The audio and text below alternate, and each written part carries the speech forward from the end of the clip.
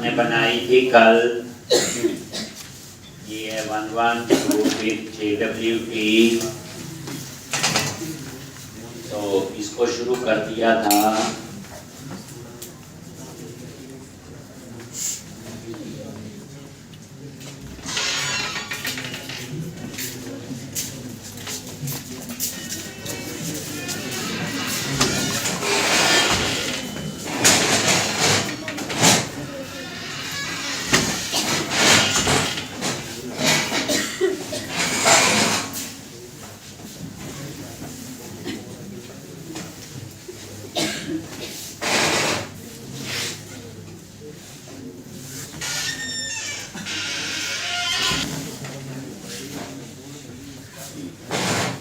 ये आपका -open।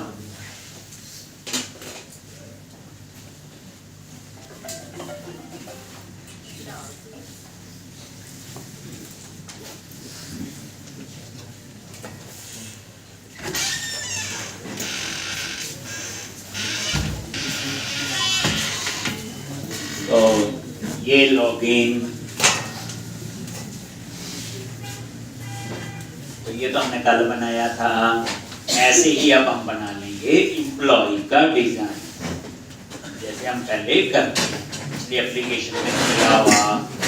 तो यहाँ पे src app employ dot HTML file, और क्या लिखना है, div क्लास रो ठीक। और यहाँ पे अगर बॉर्डर देना है तो बॉर्डर भी दे सकते हो, बैटिंग दे दी और मार्क। और यहाँ पे div class call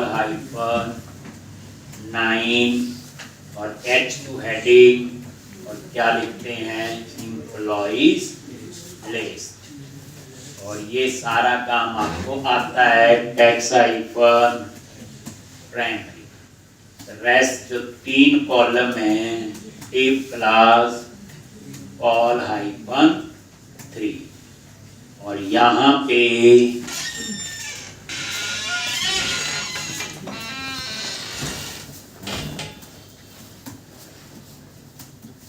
btn -info, और इसके क्लिक में कहाँ जाना है, डेटा क्या लिखेंगे, टारगेट। और टारगेट दे दिया आपने #न्यू एम्प्लॉय। हम न्यू एम्प्लॉय से क्या बनाएंगे, बोलो, मॉडल। डेटा टोगल, और ये बता दिया ये क्या होगा हमारा मॉडल। और ये font awesome class FA plus, बीच में थोड़ा स्पेस चाहिए, ऐड न्यू एम्प्लॉय।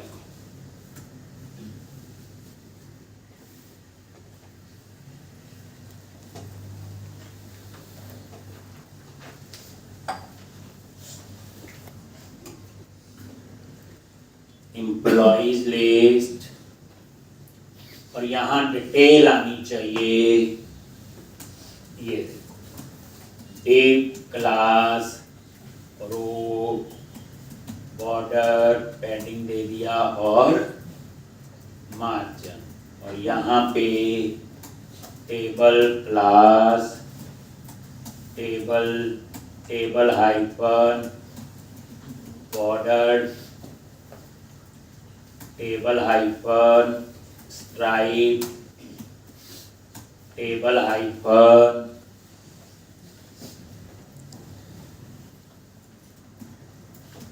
एक्टिव। और यहाँ पे table heading TR table row TH name address salary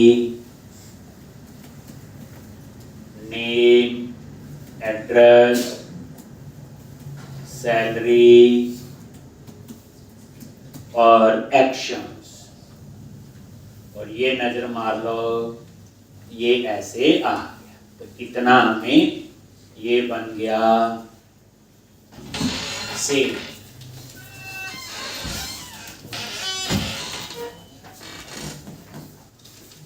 अब मॉडल बना लेंगे न्यू एम्प्लॉय के लिए, और वो एक मॉडल हम बूटस्ट्रैप से कॉपी पेस्ट कर लेंगे।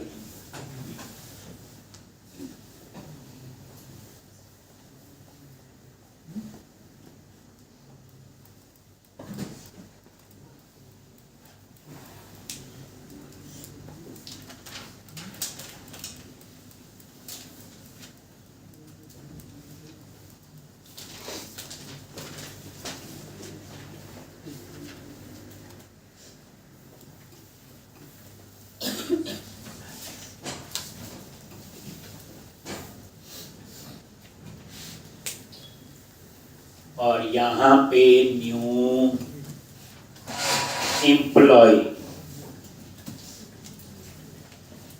और ये आपका क्या आएगा, एडिट एम्प्लॉय।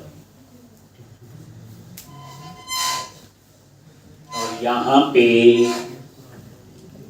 क्या करो, बूटस्ट्रैप में जाओ और वहां से मॉडल कॉपी करो। ये लो जी,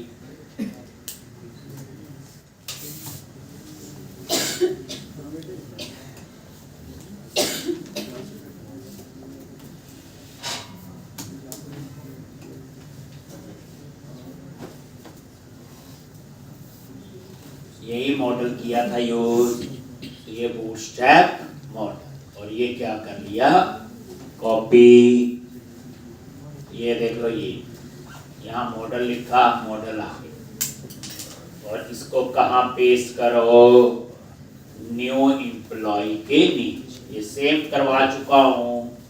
लो जी, सिर्फ आपने क्या देना है यहाँ पे, बोलो आईडी, और आईडी क्या लिखोगे, न्यू एम्प्लॉय। ये अब इसको ठीक कर लेते हैं। तो ये मॉडल है, ये बच्चे सबसे पहले मॉडल हेडर। तो यहाँ पे बीजी हाइफन इन्फो और टैक्स हाइफन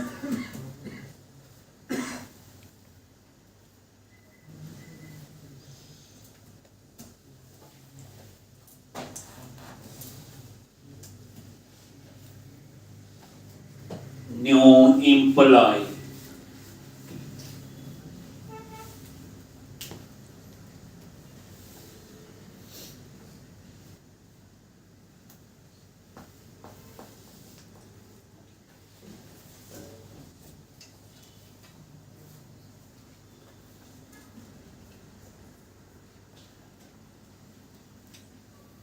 और यहाँ पे बॉडी में गए,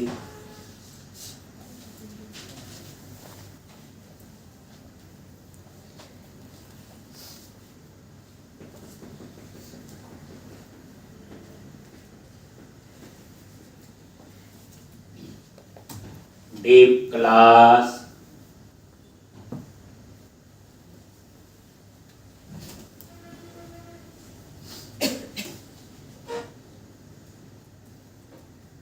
ग्रुप रो, और ये लेबल क्लास कॉल हाइफन 4, और यहाँ पे आएगा नेम, मतलब एम्प्लॉय नेम। बच गए 8 कॉलम। तो डिव क्लास कॉल हाइफन 8। ये मैं इतना टाइम नहीं दे रहा हूँ, लिखा हुआ नहीं याद है, पिछली एप्लीकेशन से कॉपी पेस्ट हो जाएगा। और यहाँ पे इनपुट टाइप टेक्स्ट नेम दे दिया, एम्प्लॉय नेम का नेम, और क्लास कौन सी, फॉर्म हाइफन कंट्रोल। ये लो। अब इसी नेम के नीचे क्या आएगा, बोलो एड्रेस। तो यहाँ पे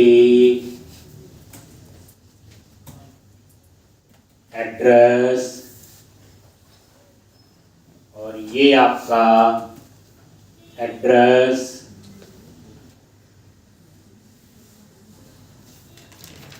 और उसके बाद सैलरी, सैलरी को क्या करना है, नंबर, और यहाँ पे सेल हो गया।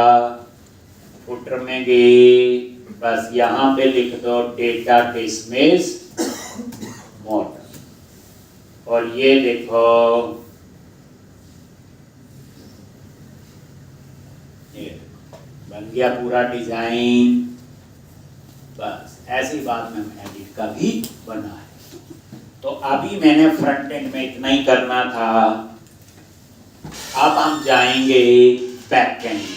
बैक एंड में जाके हम क्या करेंगे बोलो, एपीआई बनानी है, पर उसमें मैं आइडेंटिटी फ्रेमवर्क यूज करूंगा, JWT यूज करेंगे, फिर वापस यहाँ पे आएंगे। तो इस एप्लीकेशन में अभी तक कुछ ऐसा नहीं था नया जो आपको ना पता, बस हो गया।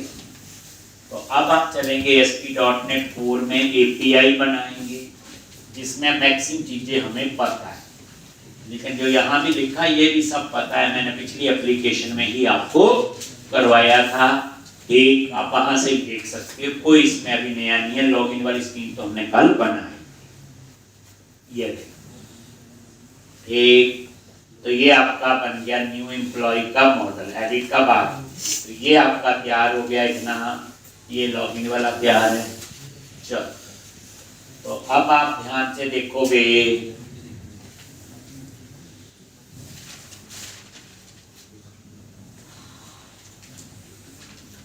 अब हम लोग नया प्रोजेक्ट बनाएंगे, एपीआई बनाएंगे। ध्यान से आता आपको क्रिएट ए न्यू प्रोजेक्ट,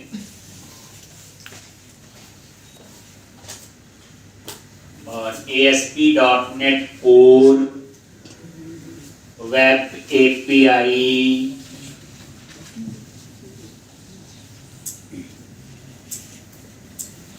और नेक्स्ट।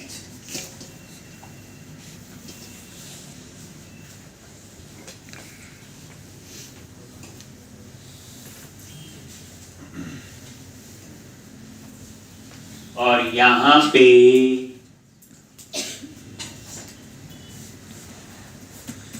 एम्प्लॉई API _112 कुछ भी नाम रख सकते हो। तो ब्राउज करके बता दो कहाँ सेव करना है। मैंने बोला इसे सेव करेंगे D ड्राइव के अंदर, एंगुलर एप्लीकेशन, उसके अंदर ये जो एंगुलर का प्रोजेक्ट है उस फोल्डर के बस। नेक्स्ट, .NET 8 यूज कर रहे हैं, और ऑथेंटिकेशन टाइप में नजर मारो, यहाँ पे इंडिविजुअल नहीं। ठीक, तो इसके लिए हमें कोडिंग से आइडेंटिटी फ्रेमवर्क मैनेज करना पड़ेगा, क्योंकि आइडेंटिटी फ्रेमवर्क अगर आपको याद है उसमें व्यू भी बनते हैं, पेज भी बनते हैं लॉगिन रजिस्टर के, लेकिन एपीआई का तो GUI होता ही नहीं है। तो यहाँ सारा काम मुझे कैसे करना पड़ेगा, कोडिंग। क्रिएट पे क्लिक किया,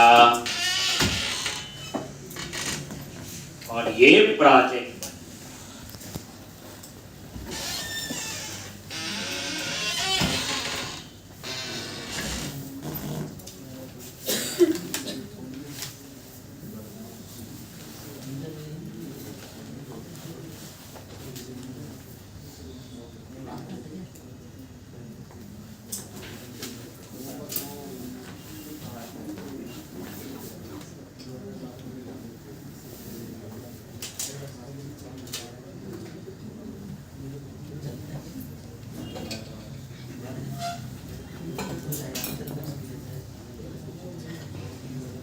एक। अब ये आपका क्या है, ये बन, ठीक है जी। अब यहाँ पे सबसे पहले क्या करो,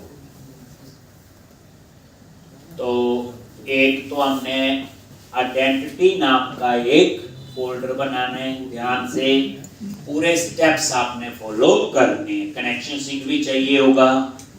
एक तो ऐप सेटिंग में तो हम क्या लिख लेंगे, कनेक्शन स्ट्रिंग। तो ऐप सेटिंग डॉट जेएसएन में आ जाओ, और कनेक्शन सिंक आपको पता ही है, बताने की जरूरत नहीं होनी चाहिए।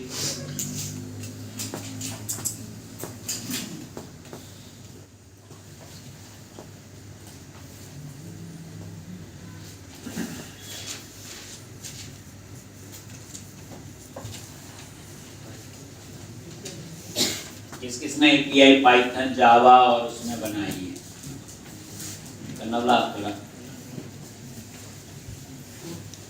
दिखाई तो किसी ने नहीं।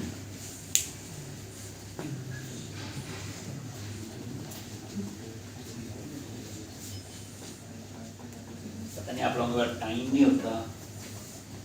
बच्चे आज की डेट में जो बच्चा इंटरनेट की हेल्प लेने के बाद भी नहीं बना पा रहा है, कंप्यूटर में बड़ा कुछ और है सीखने को। बच्चे 80% हेल्प इंटरनेट से है, 80% हेल्प इंटरनेट से मिलती है। जो आप कोड लिखते हैं, ये जो कोड पढ़ रहे हैं, ये इसलिए कि हमारे कंसेप्ट्स क्लियर हो, अदरवाइज इसको पढ़ने की जरूरत नहीं।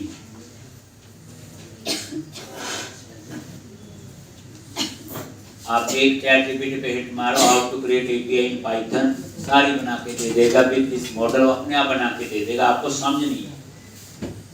इतनी भी क्या बड़ी बात है।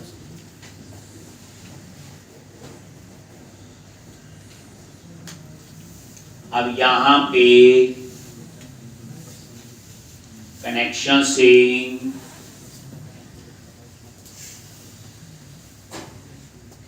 देखो कई बार रिक्वायरमेंट होती है, आप ही बता दो अच्छे अच्छे बच्चे कौन से हैं। किसी कंपनी को चाहिए तो हम क्या बताएं, मुझे नहीं पता खुद, क्योंकि जब तक मुझे असाइनमेंट नहीं दिखाओगे, बनाओगे नहीं, मुझे समझा के नहीं दिखाओगे, तो कैसे करो। tb_api empw और ये कर दिया 11, बस बाकी सेम है, पता ही है आपको। डाटाबेस का नेम मैंने चेंज किया, ठीक है जी। अब उसके बाद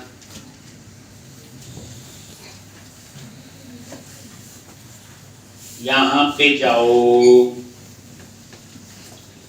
प्रोजेक्ट पे राइट क्लिक किया, ऐड न्यू फोल्डर, आइडेंटिटी,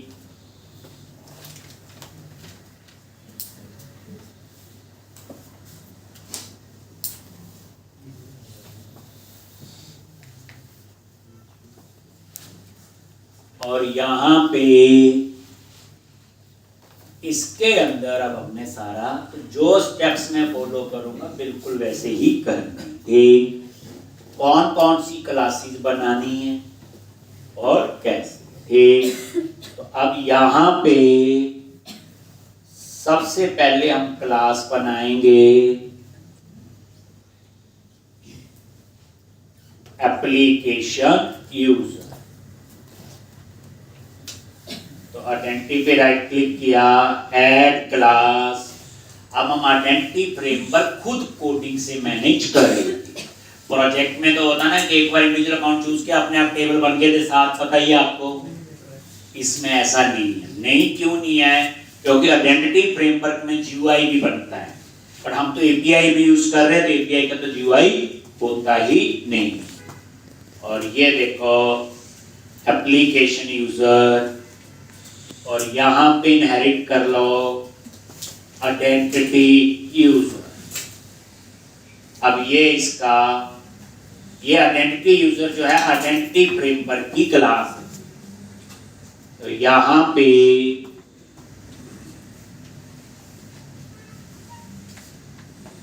ये लो जी, ये इसका नेम स्पेस ऊपर इंपोर्ट कर दिया। और यहां पे दो चीजें चाहिए, एक एक है टोकन और एक है रो। एक है टोकन और एक है रो,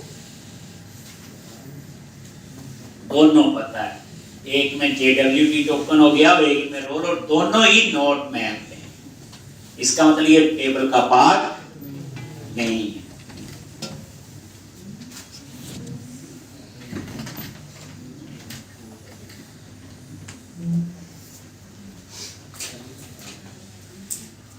एस्कल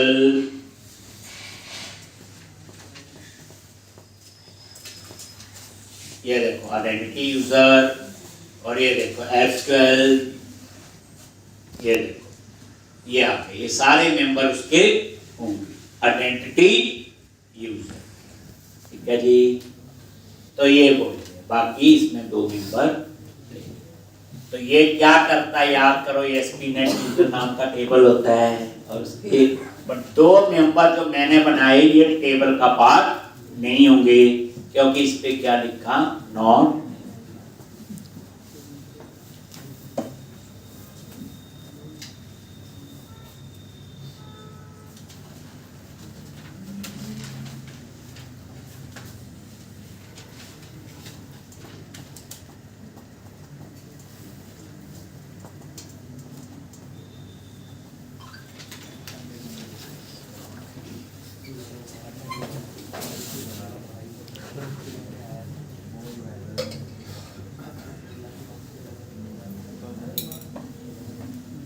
अब एक और क्लास बनानी है एप्लीकेशन रूल, इस नाम से बनाएंगे एप्लीकेशन रूल।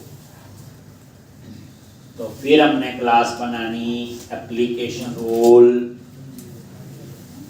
ये लो जी, आइडेंटिटी पे राइट क्लिक किया, ऐड क्लास, और क्लास का नाम है एप्लीकेशन रूल, और यहाँ पे आइडेंटिटी रो, और ये आपका नेम स्पेस ऐड कर। तो सबसे पहले कौन सी क्लास बनाई, एप्लीकेशन यूजर, ये हमने नाम दिया, एप्लीकेशन रोल हमने दिया, पर एक्चुअल में क्लास का नाम है आइडेंटिटी रोल, और एक किसकी क्लास है, उससे आइडेंटिटी रीड।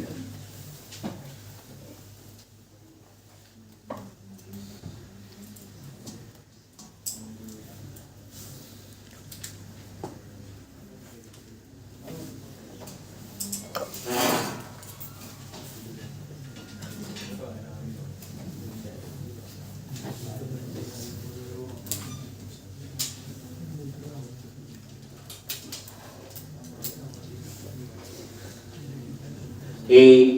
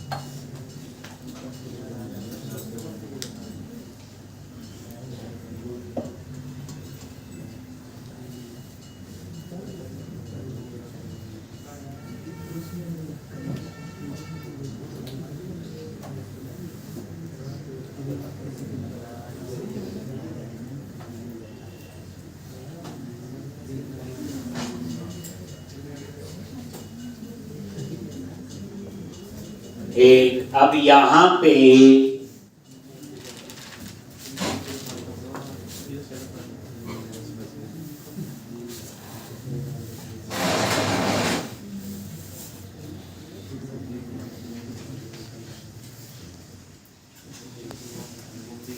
अब यहाँ पे नेक्स्ट क्लास है आपकी एप्लीकेशन DB कॉन्टेक्स्ट।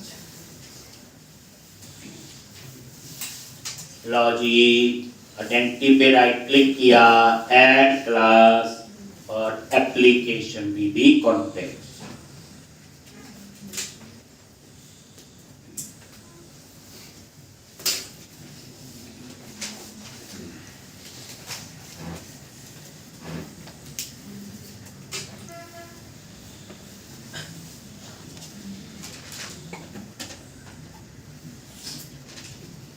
एक आइडेंटिटी DB कॉन्टेक्स्ट, इसके लिए पैकेज इंस्टॉल करोगे।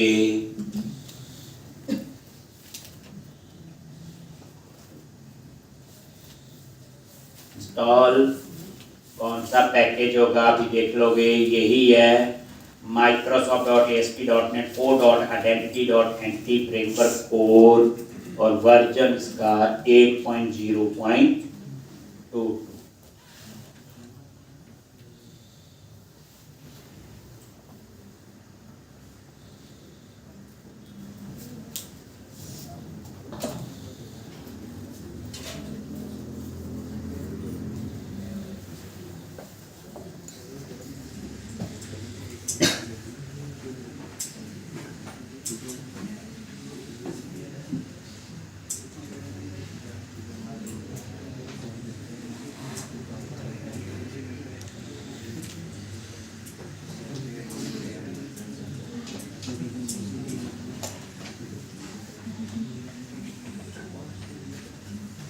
तो ये आपका आइडेंटिटी, ये ऊपर भी आ गया Microsoft ASP.NET 4.Identity.NT फ्रेमवर्क। और यहाँ पे इसके कंस्ट्रक्टर में गए और वही जो हम लिखते हैं DB कॉन्टेक्स्ट ऑप्शन, और यहाँ पे एप्लीकेशन DB कॉन्टेक्स्ट ऑप्शंस और पेज, और यहाँ पे ये लो जी एप्लीकेशन यूजर। बस अब आप देखो ना, एप्लीकेशन DB कॉन्टेक्स्ट क्लास बनाने से पहले आपकी एप्लीकेशन यूजर क्लास बनी होनी चाहिए। अगर वो नहीं बनी है तो आप ये क्लास नहीं बना सकते। ये हम आइडेंटिटी फ्रेमवर्क को कॉन्फ़िगर कर रहे हैं।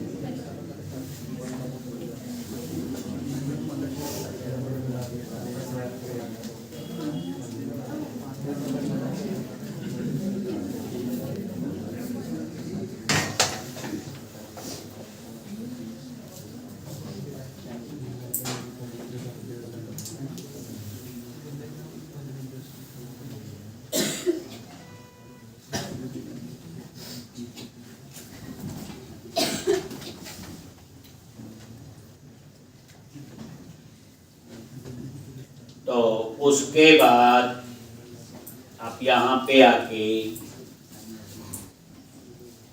तो नेक्स्ट क्लास है आपकी application user store.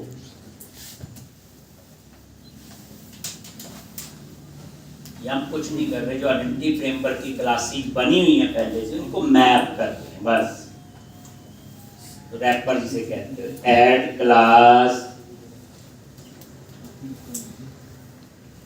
Application user store.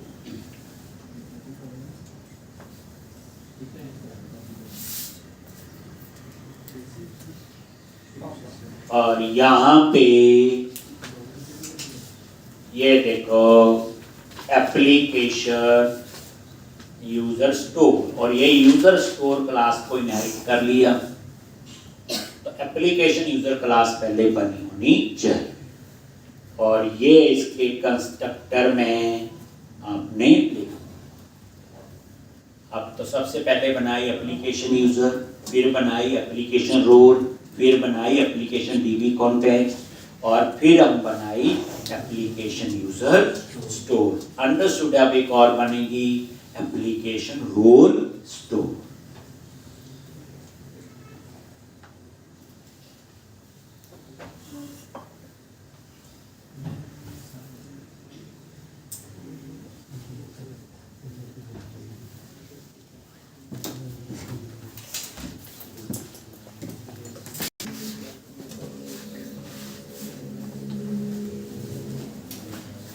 Role store. अब यूजर स्टोर के बाद नई दूसरी क्लास बनेगी एप्लीकेशन रोल स्टोर।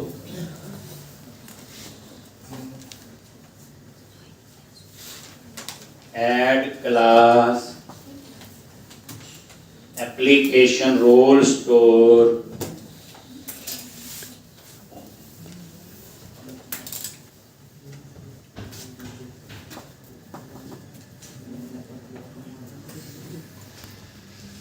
ये इनहेरिट किया, और ये इसका कंस्ट्रक्टर लॉन्च। तो अब क्या सीक्वेंस हुआ? Application user class, application role class, application DB context, application user store और एप्लीकेशन रोल स्टोर। अब उसके बाद बनेगी एप्लीकेशन यूजर मैनेजर, फिर बनेगी एप्लीकेशन रोल मैनेजर, और लास्ट बनेगी application sign in manager. Main तो तीन ही होती हैं, पता है। यूजर मैनेजर हो गया यूजर के लिए, रोल मैनेजर हो गया रोल्स के लिए, और लॉगिन के लिए होता आपका साइन इन मैनेजर। पहले ये काम हमें करने की जरूरत नहीं पड़ी, क्योंकि बाय डिफॉल्ट वो जब प्रोजेक्ट बनाया था तभी चूज कर सकते थे, बट एपीआईज में ये खुद कॉन्फ़िगर करना पड़ेगा।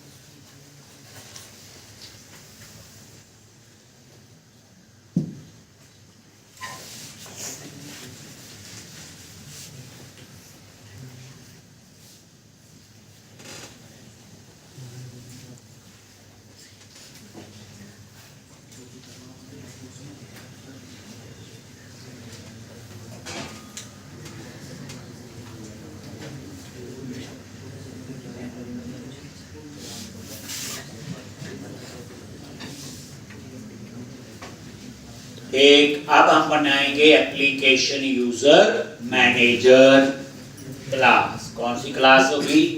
Application user manager. ये क्लास के बाद ना आपको आइडेंटिटी फोल्डर मिल जाएगा, संदीप सर से आप ले लेना, ताकि को लिखने में परेशानी, छोटे मोटे सिर्फ आइडेंटिटी फोल्डर। तो अब हमने क्या करना है? अब हम बनाएंगे एप्लीकेशन यूजर मैनेजर। एक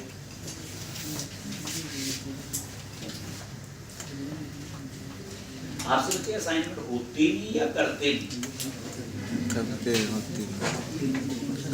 करते कौन बच्चा आप में से 7-8 घंटे बैठता है? 7-8 फिर नहीं होती।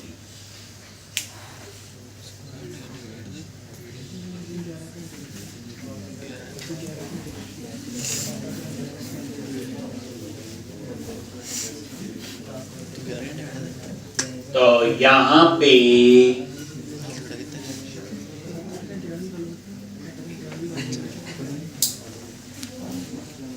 एप्लीकेशन यूजर मैनेजर, और यहाँ पे ये बच्चे क्लास के बाद आइडेंटिटी फोल्डर आपको मिल जाएगा, इसलिए कुछ ऐसी टेंशन वाली बात नहीं है। ये तो सेट ऑफ रूल है, ये तो सेम ही है, इसमें मैंने भी कुछ, मैं ये नाम मर्जी का दे रहा हूँ बस, एप्लीकेशन यूजर मैनेजर। और यहाँ पे यूजर मैनेजर क्लास को इनहेरिट कर लिया, ये देखो। और यहाँ पे अब ये लिखना मुश्किल हो जाएगा, तो लिखने रहने देना आप लोग, ये बात सिर्फ आप लिख लो एप्लीकेशन यूजर मैनेजर। अब ऐसे ही बनेगी आपकी एप्लीकेशन रोल मैनेजर। क्या बनेगा? Application role manager. एक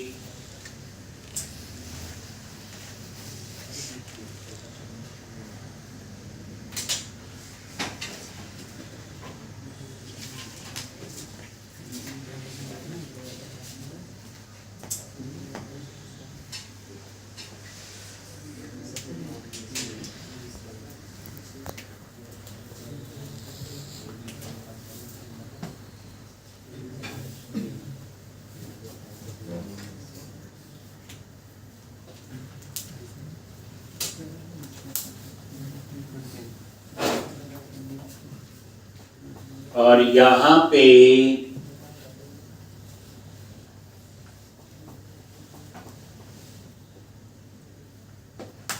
रोल मैनेजर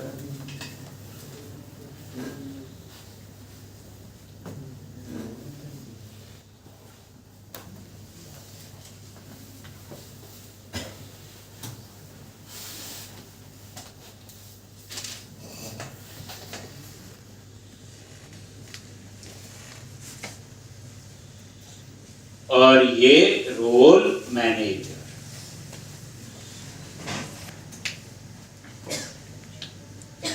ये कितनी क्लासेज हो गई? Application user, application role, application DB contacts, application user store, application role store, application user manager, application role manager. बस सीक्वेंस याद रखो, बाकी कुछ नहीं, क्योंकि ये कोड तो हमने नहीं बनाया, ये तो कॉन्फ़िगरेशन है। अब लास्ट पे आपका application sign in manager. Next week में इसकी भी असाइनमेंट मिलेगी।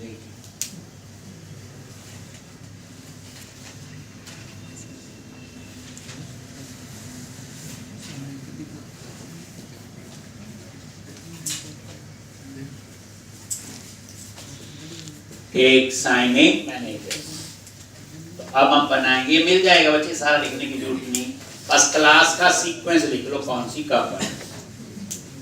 तो ये आइडेंटिटी फोल्डर क्लास के बाद यूजर से आप लोग लो, और एप्लीकेशन साइन इन मैनेजर ये लो जी,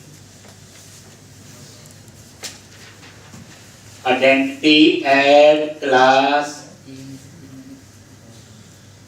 एप्लीकेशन साइन इन मैनेजर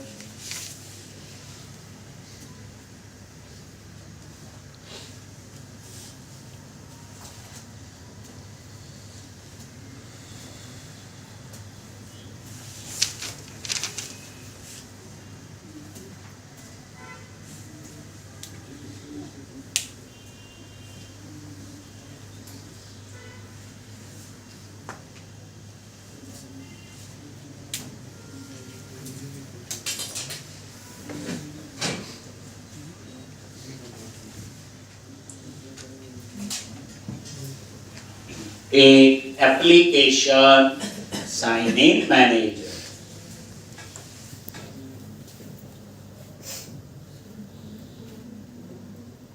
हो गया आज क्लासिक है डॉक्टर, ठीक है जी। Application user, application root, application DB contacts, application user store, application role store, application user manager, application role manager और एप्लीकेशन साइन इन मैनेजर। तो ये 8 क्लासेस पहले आपने ये बना। पहला काम। दूसरा, अब ये क्लासेस तभी काम करेंगी अगर इनको मैं program.cs में ऐड करूंगा DI की तरह। लो इतना काम तो आपका हो गया। अब आ जाओ आप program.cs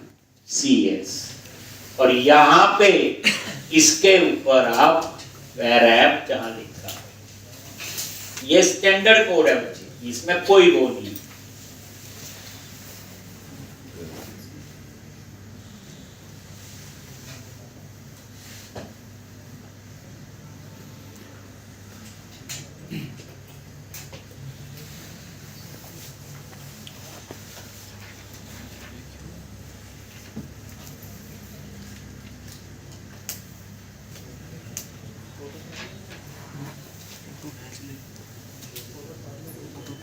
तो यहां पे इसके ऊपर ये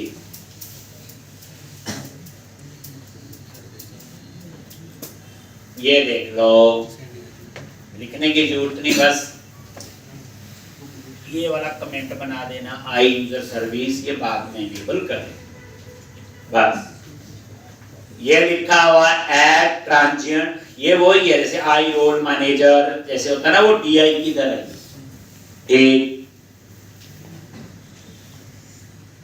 जहां पे बार बार यूज करना हो वहां हम क्या ही करते हैं, ऐड स्कोप करते थे हम पहले। ये तो एक बार कॉन्फ़िगर हो गया, दोबारा थोड़ी यूज होगा। तो ऐड ब्रांच एक सिंपल समझोगे ये।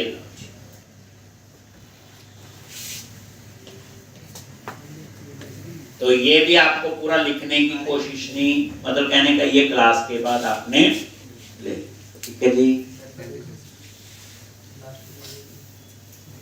ये आपने आइडेंटिटी फ्रेमवर्क को कॉन्फ़िगर कर दिया, इसको आइडेंटिटी फ्रेमवर्क। ये 7 टेबल आपके बना। अब इस काम के लिए प्रोजेक्ट में ये कुछ करने की जरूरत नहीं पड़ेगी, याद करो, इसकी जरूरत नहीं।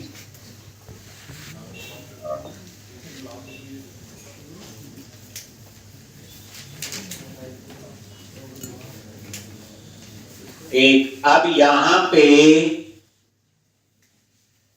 तो ये आपका जो है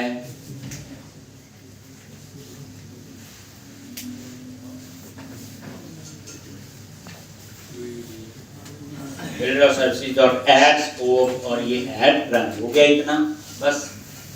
अब उसके बाद हम क्या करेंगे, ऐड माइग्रेशन और अपडेट डाटाबेस देखते हैं। तो ये कोड बस ये मिल जाएगा, आइडेंटिटी फ्रेमवर्क और ये program.cs। संदीप सर को बोलोगे देख, ठीक। अब आपने क्या करना है, अब हम देखते हैं टूल्स वाला पैकेज चाहिए या एसक्यूएल सर्वर वाला हमें चाहिए कि नहीं। तो इतना काम तो हो गया।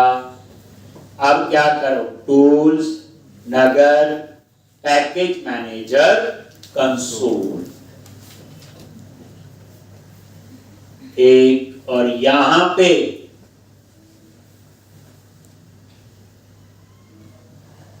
क्या लिखते हैं बोलो, ऐड हाइफन माइग्रेशन इनिट लो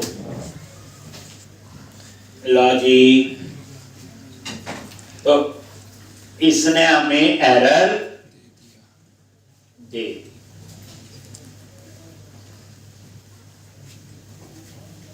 इसको मिली।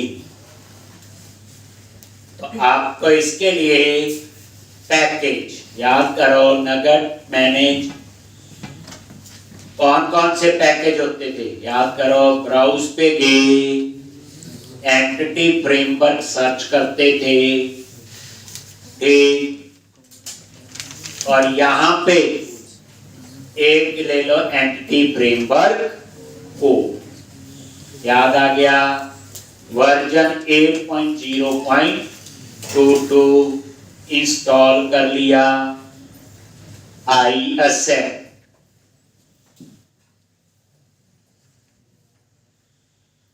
उसके बाद दूसरा पैकेज SQL सर्वर,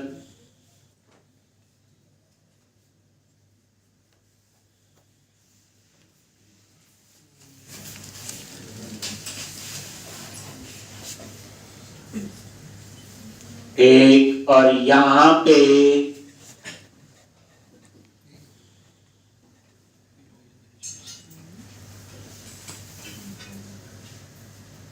ना एंटिटी फ्रेमवर्क SQL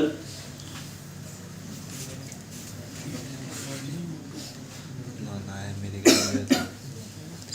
लिए ग्लिच हो जाता है, जरा नहीं है, अब भी आ गया थोड़ी देर बाद। एक हम वो भी भूल गए, program.cs में याद है ऐड वाला कोड, तो वो भी लिख देते हैं। ये 8 पॉइंट, एक बार रिफ्रेश नहीं होता, और इंस्टॉल ISM, ये काम हमें पता है। और तीसरा पैकेज बोलो, ये टूल्स,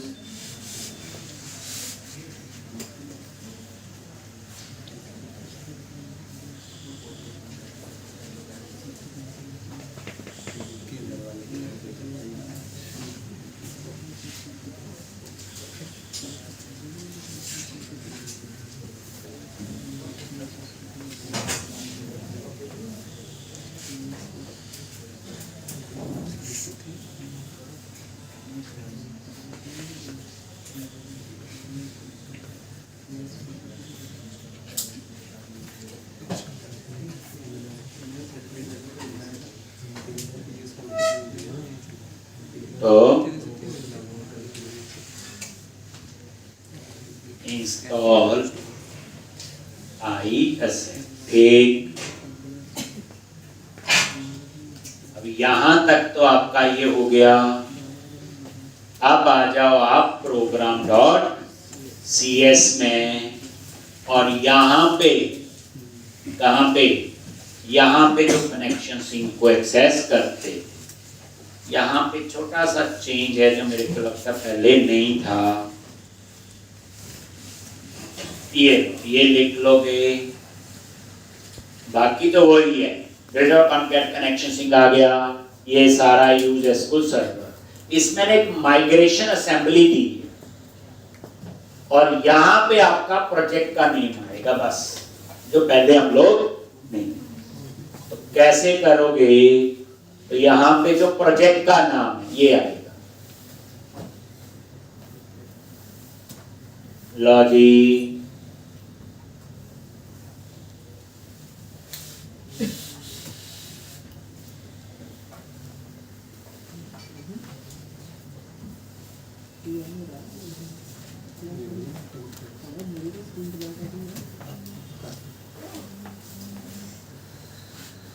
हो गया ऐड माइग्रेशन,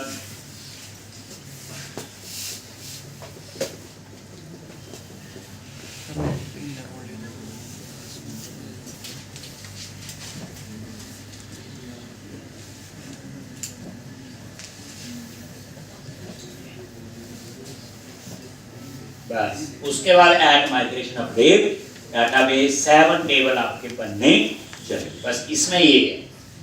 तो आप क्या करना भी क्लास के बाद इस प्रोजेक्ट की, ताकि कोई चीज मिस ना हो, program.cs की और आइडेंटिटी फोल्डर, और तो मैंने कुछ नहीं किया। ठीक, तो इतना आप लोग ये करोगे। मंडे को हम लोग इसमें बच्चे आगे करेंगे। फिर कह रहा हूँ बच्चे असाइनमेंट करोगे तभी फायदा है, असाइनमेंट नहीं करोगे तो कोई फायदा नहीं। ठीक, और जो बच्चा असाइनमेंट पूरी बना के समझा के मुझे दिखाएगा, एक उसकी जॉब तो लग जाए। तो ये ना बच्चे, क्लास के बाद अभी सिग्नेचर से program.cs का कोड और आइडेंटिटी होल्डर का